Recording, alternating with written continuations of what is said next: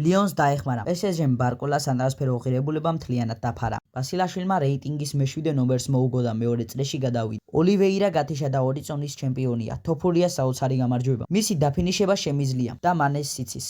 ცარუკიანი თოფურიაზე და სხვა მრავალი სიახლოები ამ ვიდეოში. ლიონს დაეხმარა. PSG-მ ბარკოლას სატრანსფერო ღირებულება მთლიანად დაფარა. როგორც მოგეხსენებათ, ლიონი მძიმე სიტუაციაშია. გიორგი მიქაუტაძეს გუნდი ფინანსური დავალიანების გამო, რომელიც 175 მილიონი ევროს შეადგენს, ლიგა 2-ში დააქვეითეს.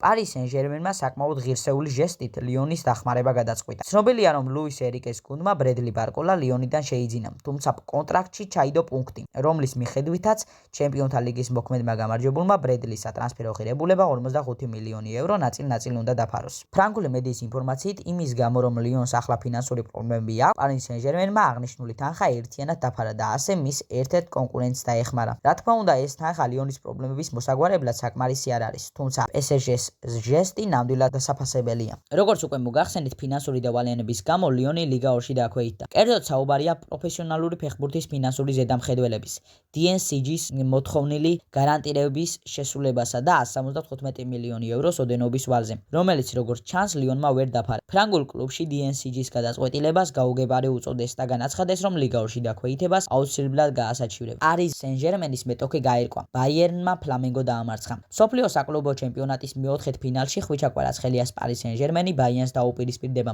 რეკორდ მაისტერი მერვედფინალში ფლამენგოს შეხვდა და ბრაზილიური კლუბი 4-2 დაამარცხა. შეხვედრა ბაიერნისთვის შესანიშნავად დაიწყო. ერიკ პულგარის ავტოგოლისა და ჰარი კეინის გოლის წყალობით. მიუხენელები მე-10 წუთზე უკვე 2-0 იგებდნენ. 33 წუთზე ფლამენგომ ჟერსონის გოლით ჩამორჩენა შეამცირა, თუმცა ლეონ გარციამ 51 წუთზე გაიტანა და ბაიერნმა პირველი ტაიმი 3-1 მოიგო. მეორე ნახევარში 2 გოლი გავიდა. 55 წუთზე გერმანელთა კარის მიმართულებით 11 მეტრიანი დაინიშნა, რომელიც ჟორჟინიომ ზუსტად შეასრულა. მატჩის საბოლოო ანგარიში კი ჰარი კეინმა დააფიქსირა 4-2.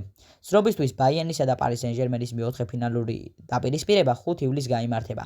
მატჩი თბილისის დროით 20 საათზე დაიწყება და შეხვედრა ატლანტაში მდებარე მერსედეს-ბენც სტადიუმი უმასპინძლებს. უიმბლდონი.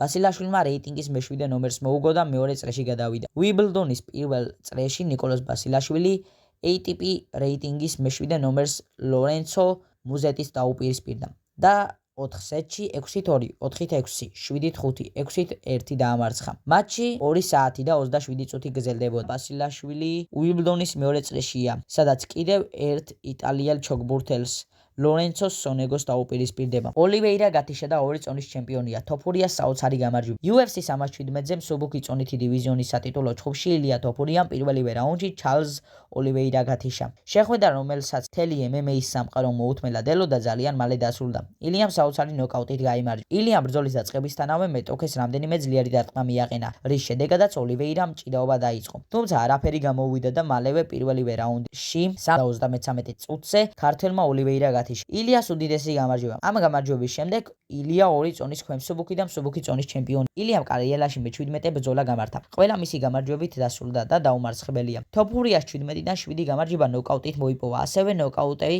ზედიზედ მესამე ჩხუბში შეასრულა. ილიამ ალექსანდრ ვოლკანოვსკი, მაქს ჰოლოვეი და ჩარლზ ოლივეირა გათიშა. მისი დაფინიშება შემიძლია და მანეს სიცის. ცარუკიანი თოფურიაზე. UFC 317-ზე მსუბუქი წონითი დივიზიონის სატიტულო ჩხუბში ილია თოფურიამ პირველივე რაუნდში ჩარლზ ოლივეირა გათიშა. შეხვედრა, რომელსაც მთელი MMA-ის სამყარო მოუთმელა დელოდა, ძალიან მალე დასრულდა. ილიამ საოცარი ნოკაუტით გაიმარჯვა. ამ გამარჯვების შემდეგ ილია 2 წონის ქვემსუბუქი და მსუბუქი წონის ჩემპიონია. ბრძოლის დასრულების შემდეგ არმან ცარუკიანმა სოციალურ ქსელში X-ზე პოსტი გამოაქვეყნა და ილიაზე კომენტარი გააკეთა. რას წერს ცარუკიანი? ჩარლზი არ უნდა ყოფილიყო, ილიას დაფინიშება მარტივად შემიძლია და მანეს იცის. სწორედ ამიტომ გაურბის ნამდვილ ნომერ პირველ კონტენდერს. ილიამ იცის, ამის გაკეთება არ შეუძლია. პიმბლეტმა თოფურიასთან ბრძოლა მოითხოვა. UFC 317-ზე მსუბუქი წონითი დივიზიონის სატიტულო ჩხუბში ილია თოფურიამ პირველივე რაუნდში ჩარლზ ოლივეირა გათიშა. შეხვედრა, რომელსაც მთელი MMA-ის სამყარო მოუთმელა დელოდა, ძალიან მალე დასრულდა და ილიამ საოცარი ნოკაუტით გაიმარჯვა. შეხვედრის შემდეგ ოქტაგონზე პედი პიმბლეტი ავიდა ილიასთან ისაუბრა და შემდეგ ვიდეო გამოაქვეყნა თოფურიასთან ბრძოლის ჩანიშვნას ეთხოვს. მოგვიანებით X-ში პიმბლეტის ვიდეო გავრცელდა, სადაც ინგლისელი ამბობს: ილიამ თქვა, რომ დამანოკაუტებს. მანეს იმიტომ თქვა, რომ იცის, ამის გაკეთება არ შეუძლია. ამ პატარა ტიპს თავის ადგილს მიუჩენ. დანიშნეთ ორთაბრძოლა. ილიას დიდი ფანი ვარ. პატოჟამ თოფურიასთან შეხვედრა გაიხსენა.